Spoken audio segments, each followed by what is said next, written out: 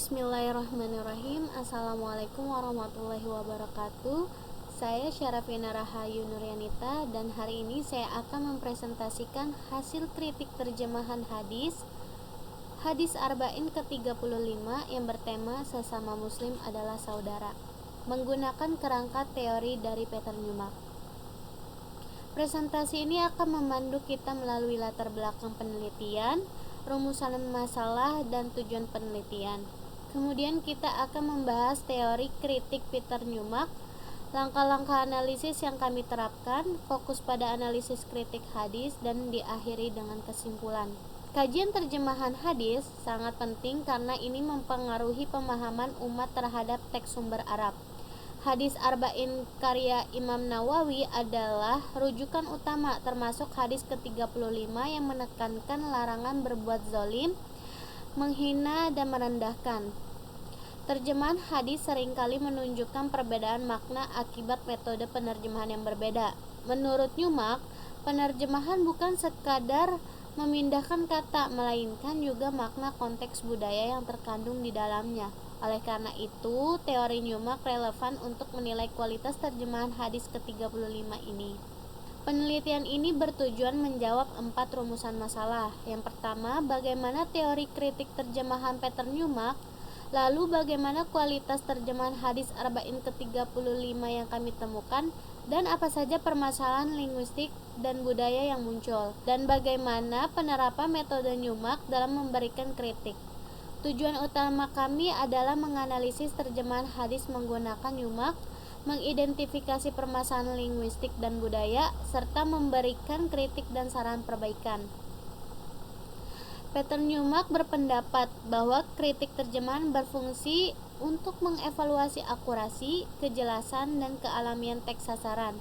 Beliau menekankan perlunya keseimbangan antara semantic translation atau yang setia pada teks sumber, cocok untuk teks sakral, dan communicative translation yang fokus pada keterbacaan di bahasa sasaran.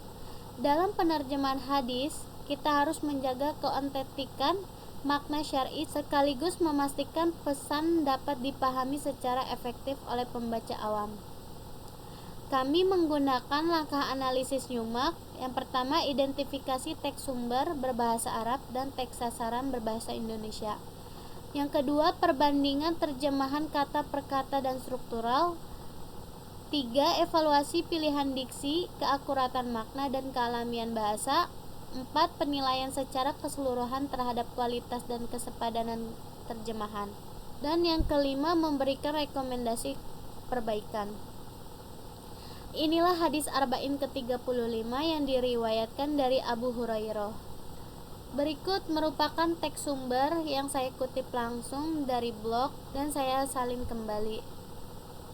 Dan ini teks terjemahannya yang saya kutip langsung juga dari blog dan sudah saya salin kembali. Teks hadis ini disusun oleh Imam Yahya bin Syaraf An-Nawawi. Perawi hadisnya yaitu Abu Hurairah. Dan teks ini tidak dicantumkan nama penerjemah, tetapi saya langsung ambil dari situs hadisarba'in.com. Jenis teks ini yaitu teks keagamaan, religius, normatif, didaktik, amar nahi, dan etika sosial. Tujuannya memberikan ajaran moral dan etika sosial kepada umat Islam atau larangan hasad, najasyi, membenci, memutus hubungan, dan lain-lain.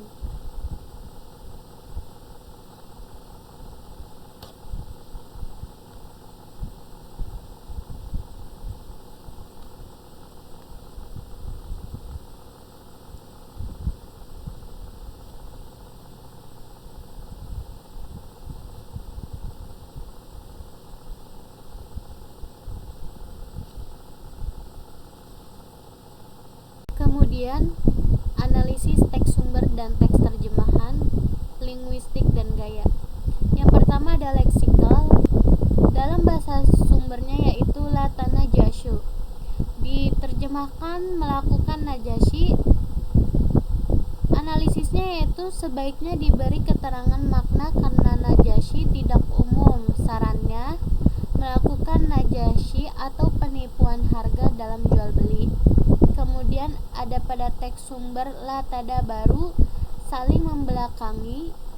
Makna memutus hubungan atau tidak menyapa disarankan untuk diperbaiki, yaitu saling membelakangi atau memutus hubungan. Kemudian ada pada gaya bahasa dan register. Teks sudah konsisten dengan register keagamaan, namun istilah seperti kejelekan jika muncul kurang religius. Sebaiknya gunakan diksi syar'i, keburukan, dosa atau kezaliman. Kemudian ada PUEBI dan KBBI. Terlalu banyak tanda hubung panjang yang seharusnya gunakan tanda hubung strip saja. Dan teks terjemahan menzaliminya diperbaiki, menzaliminya tanpa huruf H setelah huruf Z. Kemudian transliterasi. Ditemukan ketidakseragaman dalam penulisan nama dan istilah Arab seperti sallallahu alaihi wasallam dan radhiyallahu anhu yang tidak menggunakan diakritik sesuai pedoman SKB 1987. Evaluasi kualitas terjemahan yang pertama itu ada kelebihannya.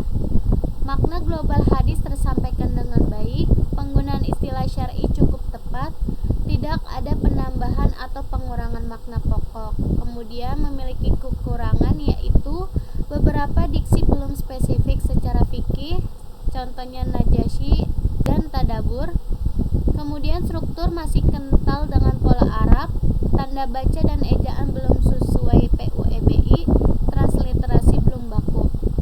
Setelah melalui proses kritik, inilah versi terjemahan yang kami rekomendasikan, yang lebih akurat, alami, dan baku.